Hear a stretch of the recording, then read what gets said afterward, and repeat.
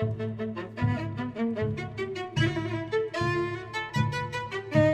friends, welcome back to the Journal Feed. My name is Nick Zelt, and this is the only place to get spoon-fed the latest and greatest of emergency medicine. If you are hearing this right now, then you are not currently a Journal Feed subscriber, and so you will not be receiving the full Journal Feed podcast, only getting a portion of the past week's articles. If you would like to get full access to both the podcast and the blog, then you'll have to become a member. All the details for that are at journalfeed.org. And remember, we don't ever want money to be a barrier to better patient care. So if you're having any trouble affording a subscription, just get in touch. We'll help you out. This is the audio version of the past week summaries, which this week were brought to you by our authors, Michael Stoker, Joshua Belfer, Vivian Legg, Tan Patel, and Clay Smith. Now, before we get on to the first article, I would like to remind everyone that the Journal Feed has an app, and it's great. Go check it out. Currently only on the iTunes or iPhone store, on the Apple store. But regardless, an Android one will be coming eventually. Check that out. Okay, let's get straight into the first article, which was titled Termination of Resuscitation Rules for In-Hospital Cardiac Arrest out of the JAMA Internal Medicine. Now, we know that in the out-of-hospital scenario, we have a lot of termination of resuscitation rules. This makes a lot of sense because it doesn't really make sense to bring people who have no chances of surviving to the hospital. However, when you're in the hospital, there's not a lot of guidance to say when you should stop running a code. Every time I read an article like this, though, they make it sound like it's a crisis, that there isn't some kind of a rule for something. I just want to start this off by saying that it's okay for things not to have rules. Very, very few decision tools and rules are worth using, so it's okay that not everything has a useless rule. That being said, these authors wanted to derive a termination of resuscitation rule for patients who are on the floor in the hospital. Not literally on the floor, but admitted to the hospital. They had a whole bunch of data from Denmark, Sweden, and Norway. They took the Denmark data and they derived a rule, and then they tested it on the data that they had from Sweden and Norway. Altogether, nearly 24,000 in-hospital cardiac arrests. They wanted a rule that would be easy to use at the bedside, so it had to be something that was simple, but also something that contained data that any physician responding to this code would likely have sort of at the tips of their fingers. Now, they derived many different possible rules, and they came up with one that seemed to work the best. Actually, they came up with a few, but we're going to settle on one that we're going to talk about.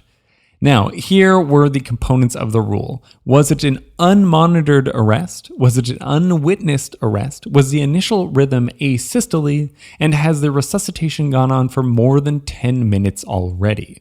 Now, if you have yes to all of those questions, then they propose that you can terminate your resuscitation right there. If you have a no to any of those questions, then the rule says continue your resuscitation. Within reason, obviously. They wanted to make a rule that had a false positive rate of 1% or less, so it would not recommend patients that you would stop the resuscitation on them if they had at least a 1% chance of surviving to 30 days.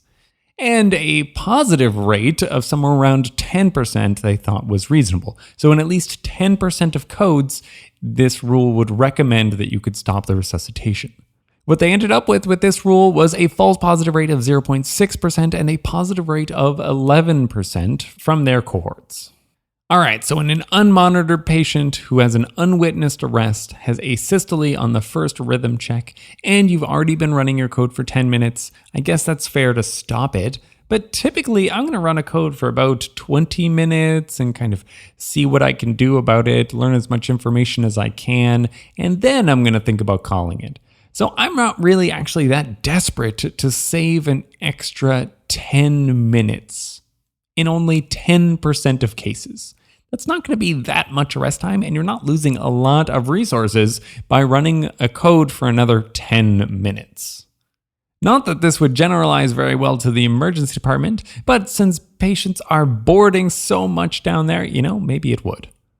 I'd rather see more work on which patients should we not resuscitate at all. like more work on the GoFar tool so that we can have more data to bring to patients and their families to tell them when it's reasonable to do a resuscitation or not.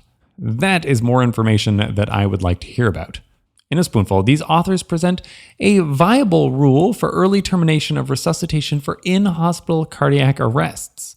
Don't go using it just yet, though, and really, unless your practice is to run a code for less than 10 minutes at baseline, then I don't really see this saving that many lives or resources. Okay, let's skip to the fifth and final article, titled Genre of Music Festivals as a Predictor for Medical Utilization Rate, out of the journal Pre-Hospital Emergency Care. We've all seen them, ravers in your emergency department, dressed in neon with furry animal hats. But is the electronic dance music that they listen to, is that really the biggest culprit for having to get medical attention as a result of all the things that you might do at a musical festival? Perhaps it's country music. Maybe it's the metalheads. Maybe it's the classic rock guys. I don't really know, and neither does anyone, honestly, because this hasn't really been studied until now. These authors wanted to look at a huge database from a company that does the medical management of mass gatherings. Particularly, they do a lot of music festivals.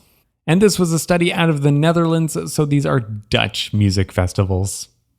Now, from over 7.5 million visitors to these festivals, they had a database of about 21,000 patients who required medical care from 518 events, and this took place only from 2022 to 2023. Interestingly, this company only started collecting digital data in 2022, and that's why they went back that far.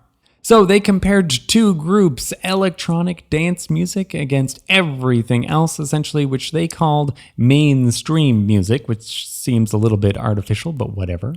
A shame that they were not able to get the age and gender data from all the attendees to these concerts, because that would have been interesting and would have let us know a little bit more about the populations that they're getting these patients from.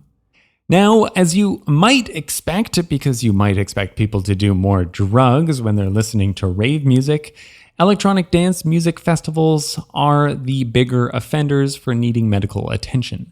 The worst kind of concert that you can go to risk needing to be seen by some kind of medical professional is an EDM concert held during the day and at night, outdoors on hot days with low humidity, with a festival lasting 3 or more days with camping allowed.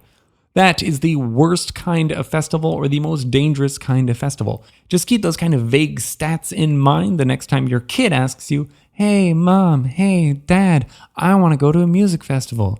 If they say all those words, then just, think about that there's probably going to be drugs there. What is unfortunate is that they did not do a breakdown for the other types of music.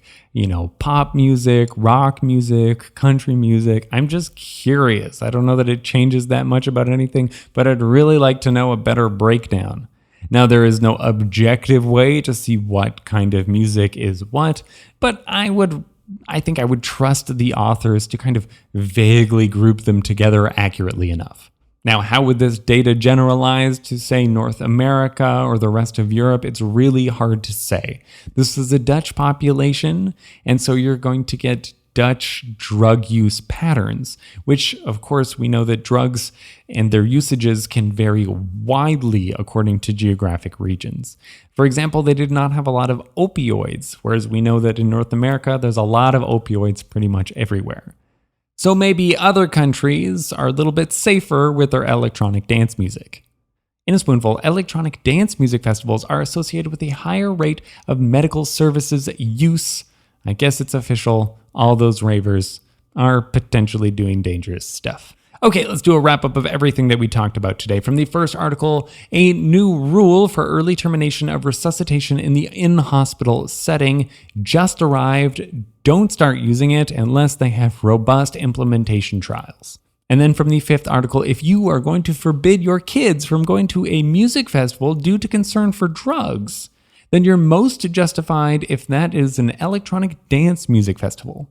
Again, if you're hearing this right now, then you are not a part of the members feed, and so you missed 3 articles from this past week. What were those articles about? Well, one was about the best pressor for treating pediatric septic shock. Is it epi or norepi?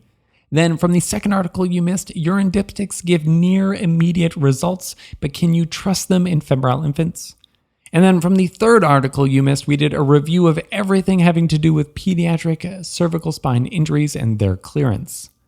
Links to all the original articles can be found at journalfeed.org, or just follow the links in the show notes. Our goal here is for you to read less, learn more, and save lives one spoonful at a time. Thank you.